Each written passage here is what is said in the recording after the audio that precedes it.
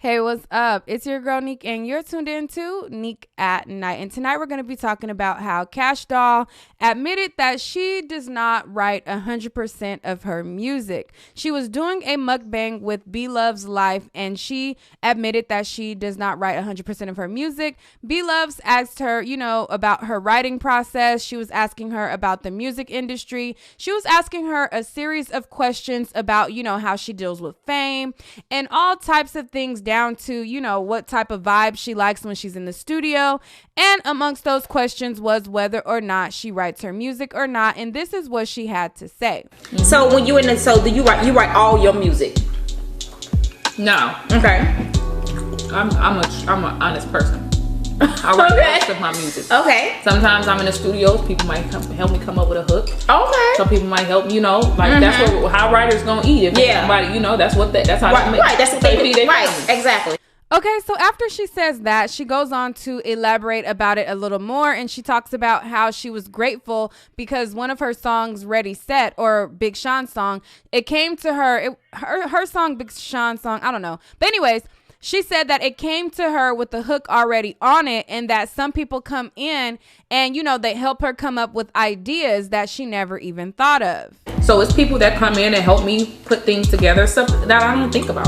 Mm-hmm. You know what I mean? Like the song I got where Big Sean already said, he sent me that song with the hook already on it. Wow. So I'm not gonna say like people don't, send me things and help me write stuff, but I write a lot of my own music.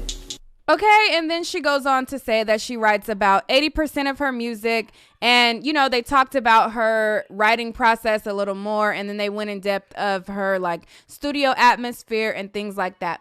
Once this hit the blogs, a lot of people started to compare her to Nicki Minaj, and they're like, Nicki Minaj is the only female rapper who writes her own music, and she pushes her pen, da-da-da-da-da, and it just left me baffled because every single artist gets help with hooks, including Nicki Minaj.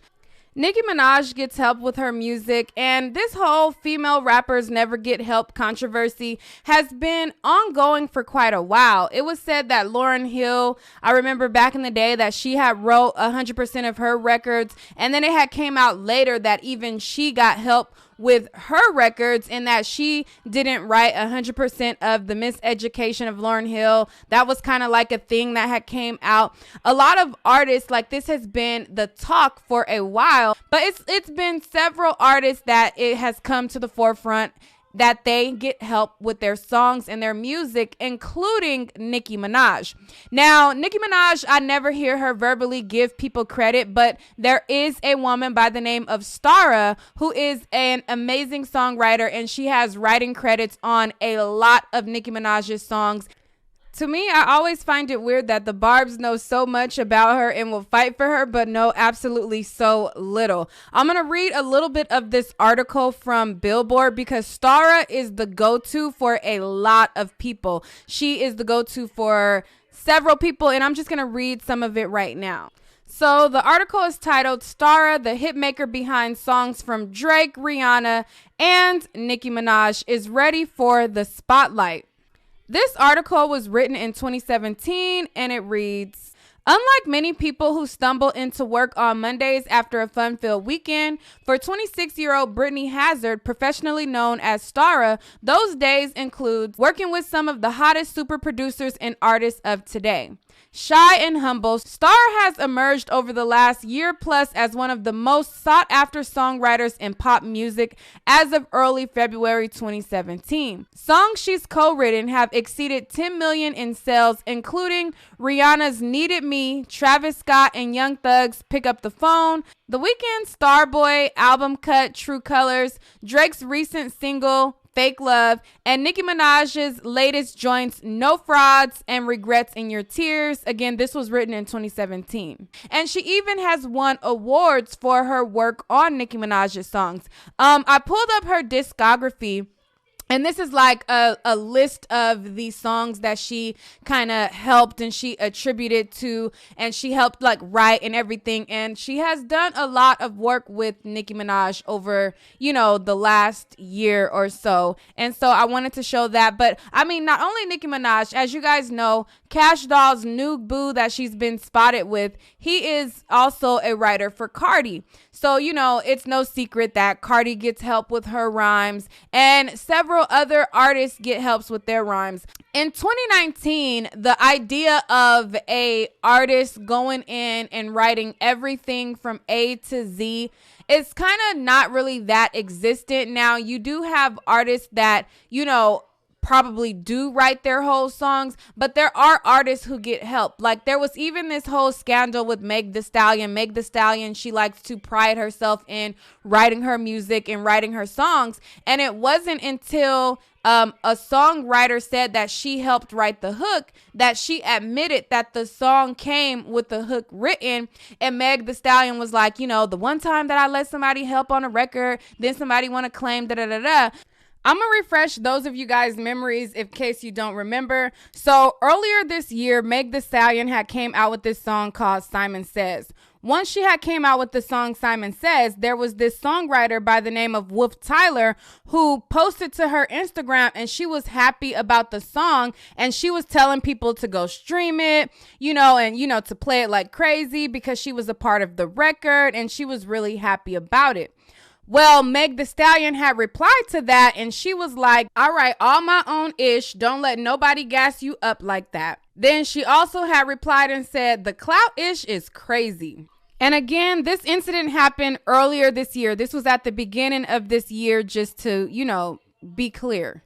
But anyways, so after Meg was calling her a clout chaser and saying, you know, she write all her own ish and all of that, Wolf Tyler, who was claiming that she had involvement with the song, she decided to go on live. And when she went on live, she had to prove that she was involved with the song. And she shared the reference track where it showed her on the track before Meg, and that she had wrote the hook.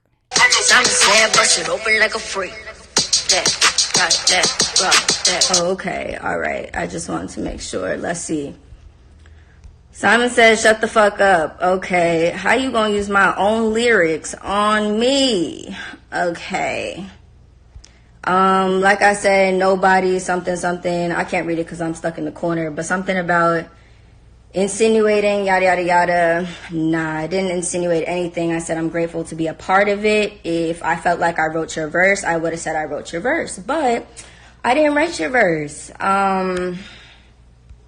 I don't know. People want to say, okay, you're trying to clout chase, yada, yada, yada, by tagging the Shade Room. I'm pretty sure that her response was on the Shade Room before I even said anything. So look, sis, if they're going to post your response, then they need to post my response. So let's see if we can find any other videos. I got a new phone, which I did Snapchat about when I was about to get a new phone, so I don't have all the videos, but I'm trying to go through my Snapchat memories because I could have swore that I posted it up January 9th, to be exact, of this year, by the way. The only January. What else? Let's see. The Snapchat memories. As you see on the right side, it says January 2019 of me in the... Okay, so the girl had went out of her way to prove that she was in the studio. She went out of her way to prove that she had involvement with it. And then once she proved that she had involvement and she actually had proof of the process by even showing messages from Juicy J's manager when Juicy J's manager was trying to get her full government name so that she could get writing credits on the song for writing the hook.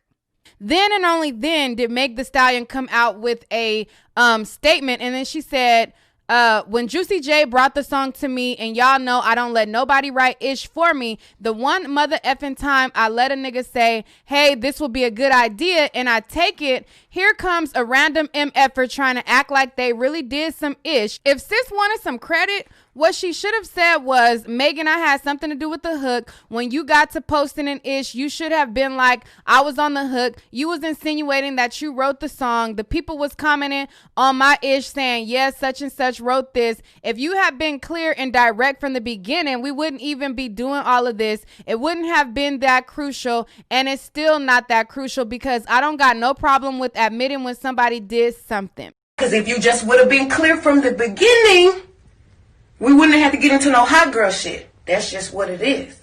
So, like I said, Fever out. Simon says go download and stream Fever. Simon says left. Simon says shut the fuck up. Anyway, so that's that on that.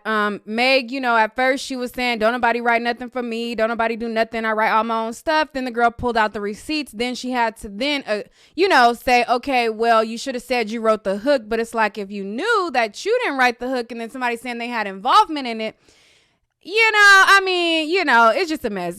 Meg, she not gonna get nobody credit. She even got her makeup artist bound to an NDA to where, if she say she do her own makeup, they can't even say that they did it, even if they did. It's just a whole mess. But, I say that to say a lot of people get help. They don't like to admit it. They're very prideful in saying that, they write 100% of the stuff. But in the music business, in the industry, people get help writing their song, including your faves. When the Barbs try to be slick at Kash Doll, you're being slick with your fave too, because your fave gets help as well with hooks.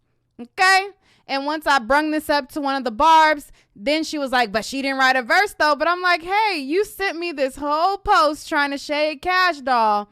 But then when I tell you that Nikki also gets help, then it's, at least she didn't write her verse. But Kash Doll didn't say nobody wrote her verse either. It is what it is. A lot of the times they get help, and a lot of the times they get hooks, and your faves that say that they push their own pen, they get helps as well, because all you have to do is look at the credits of their music.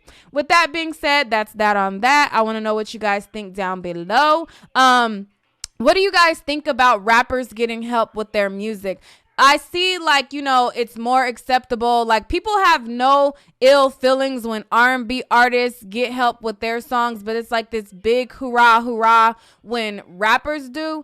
Honestly, I don't have a problem with it if you sound good on the song and if you admit that, you got help. Now, if you try to lie and say that, it's 100% you and all of this kind of stuff, then, that's one thing. But it's kind of known these days that these artists get help. So I really don't know if it's that much of a big deal. I don't see it as a big deal these days. But I do cover the topics. The last time I covered this topic, I believe it was when the Cardi B, her ghostwriter, had leaked. I guess his version had leaked, and I actually liked his version a lot or whatever, but Cardi B sounded okay. But hers was one of those situations, the song that had leaked with him, he has sounded better on it than she has sounded on it or whatever. But I don't think that it's a big deal initially. As long as you sound good, it is what it is. If you can ride the beat, if you sound good, then hey, do that shit. It is what it is. Now, if the ghostwriters sound better than you, that's another story. And that's another topic. But yeah, I don't see it as such a big deal. But those of you down below, I want to know your thoughts. Do you think it's a big deal if a rapper gets help with their song? And when you say that, keep in mind, most of the songs that you listen to, that rapper got help. So, yeah, I want to know what you guys think about it down below. Let's talk about it right now. All right, guys, that's all for this video. Stay tuned for more celebrity news and gossip. But in order to do that, be sure to hit that like and subscribe button right now. And turn on your post notifications and, share the video if you want to. But, it is what it is. All right, guys, peace.